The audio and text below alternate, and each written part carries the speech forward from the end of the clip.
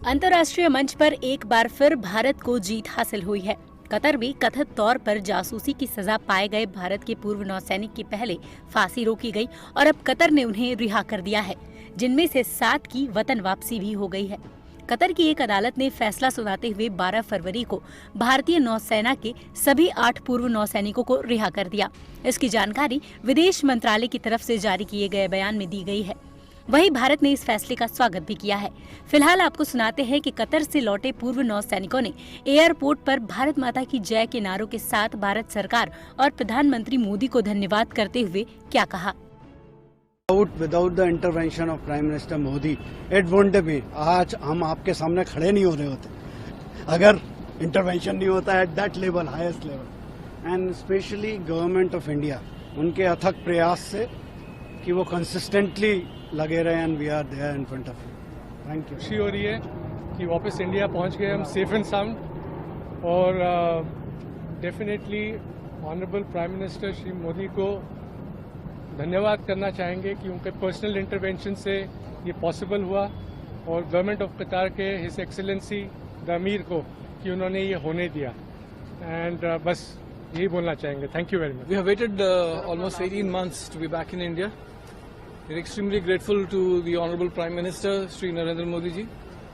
It certainly wouldn't have been possible without his personal intervention and that equation with the Emir of Qatar.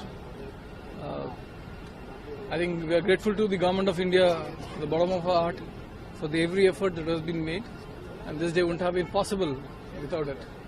Grateful indeed. Thank you so much. विदेश मंत्रालय की तरफ से जारी किए गए एक आधिकारिक बयान में कहा गया कि भारत सरकार कतर में हिरासत में लिए गए अल दहरा ग्लोबल कंपनी के लिए काम करने वाले 8 भारतीय नागरिकों की रिहाई का स्वागत करती है। उनमें 8 में से 7 भारतीय सुरक्षित भारत लौट आए हैं। मंत्रालय ने कहा, हम इन नागरिकों की रिहाई और घर वापसी सुनिश्चित करवाने के लिए कतर के अमीर के फैसले की सराहना करते हैं।